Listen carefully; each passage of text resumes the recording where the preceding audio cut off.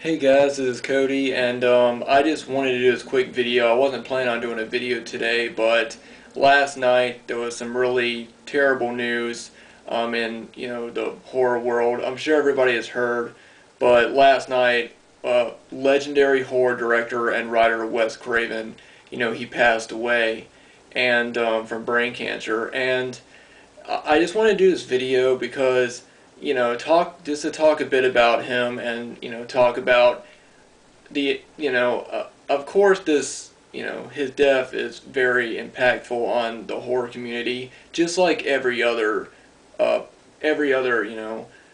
guess you could call them famous actors or directors who have passed away in the horror community. And whenever something like this happens, it sort of at one point it helps bring horror fans together, because throughout, if you look at different horror fans, each person has their own favorite film. Each person likes a film, likes their favorite director, or hates a film and hates a different director. And there's a lot of, I guess you could say there's some arguing in the horror world, and there's you know, there's there's conflict in the horror community about different films and things like that. But when something like this happens, it brings people together, and they forget about their differences and their different opinions, and they come together to just, have their say, and talk about the person who's passed. And I've seen that with Wes Craven, pretty much in every horror group that I've been in, rather it's, a group that's mostly for mainstream horror films, or it's a group for it's a group for independent horror films. Everyone has given their tribute and said how sad they are that Wes Craven has passed. And that's one thing that I thought that was great about Wes Craven. His films, were what's the right word I'm saying? Crossed over, I guess I know that's the wrong word, but his films, were both liked by both mainstream audiences and also independent, audiences. And of course, films like his film, like his first film, The Last House on the Left, is considered, a great sort of underground film. And when it first came out, it was just this really, really big controversial movie that, it was called disturbing and overly violent. And then he moved on, and then he did the film Nightmare on Elm Street, which is definitely my favorite film by him. And that movie is considered one of the most popular mainstream horror films. So it was like, he had I guess you could call it the best of both worlds. He had the support from, fans of him from the underground, and also support from mainstream audiences. And of course, his popularity in the mainstream continued in the 90s with Scream and so on. And I think that whenever something like this happens in the horror world, I think it's a great, of course we're all going to be sad by it. It's very a sad thing that happens when you lose somebody that you feel a part of your life, even if you've never met them. I've never met Wes Craven, but I've watched his film for years, and they're some of my favorite horror films. So I feel like I'm connected to him in some way, even though I've never met him. And, when stuff like this happens, I think it's always better, of course you're going to be sad by it, but I think it's better to celebrate his life and celebrate the work that person goes out. Not just to a horror director, to a writer, to a poet, to anybody that has affected you in a certain way by their work. It's always best to celebrate their work and look at, what they did and say, wow, that was awesome. That person was a genius for doing that, or that person was, he was a master at what he was doing, and I think that that's what, that's what I like to do. I'm probably going to end up watching Nightmare on Elm Street sometime this week.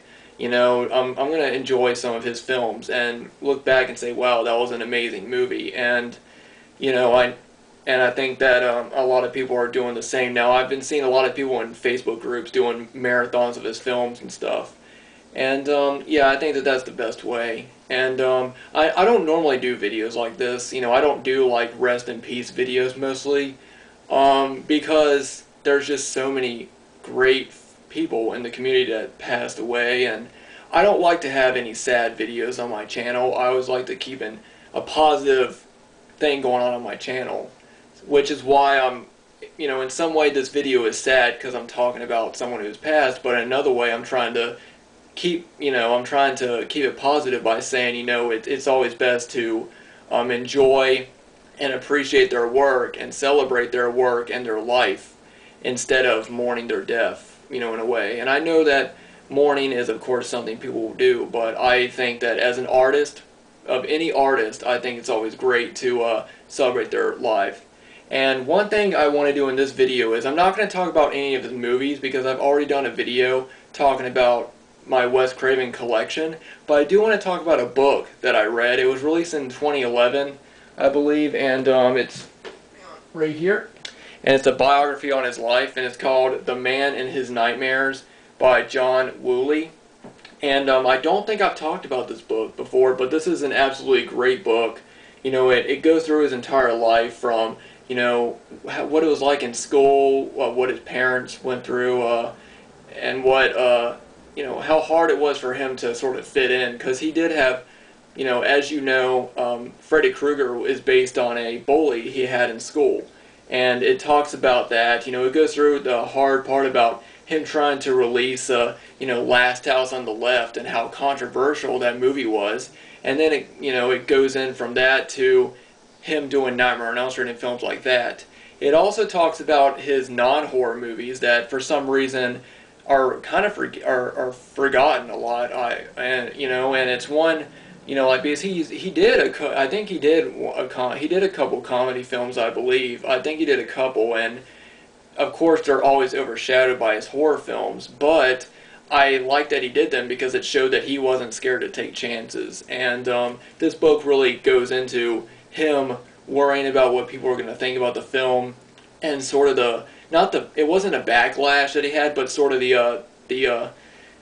I guess you'd call it the low, just sort of like the disappointment of people when he did a comedy, and it really goes into this a lot. There's a lot of interviews by him, even though this biography is not, it's not an autobiography, but it does have a lot of interviews with Wes in it as well. And it's a book I highly recommend. It's not, I don't know if it's really that expensive. You could probably go online and pick it up. And it's a book I really do recommend to any Wes Craven fan. And I thought that, this is a great way of, again, celebrating his life. Find a book about his life and learn things about him, because this is always the, something great to do. This book has a lot of stuff that I didn't even know about him, and I think it's a very well done book, and I do recommend it. But anyway, guys, this is going to be it for my video. And like I said, I know I don't do videos like this, but like rest in peace videos. But that's mostly because there's just so many people that have passed, and it's really hard to, do these sort of like sad videos about, talking about stuff. But at the same time, like I said, I want to use this as sort of an opportunity to appreciate their work. And I think that's the best thing to do. When an artist dies, when a writer dies, or director, a poet, the best thing to do is celebrate and appreciate their work. So anyway, guys, I just wanted to ask you guys, what is your favorite Wes Craven film? Again, like I said, mine is definitely A Nightmare on Elm Street. I remember the first time I watched it, and it was one of the creepiest movies I remember watching as a kid. Something about it really creeped me out, and I think that was one thing that was great about Wes Craven. He took, Freddy Krueger was already a creepy character, but he was also comedic, and he was also funny.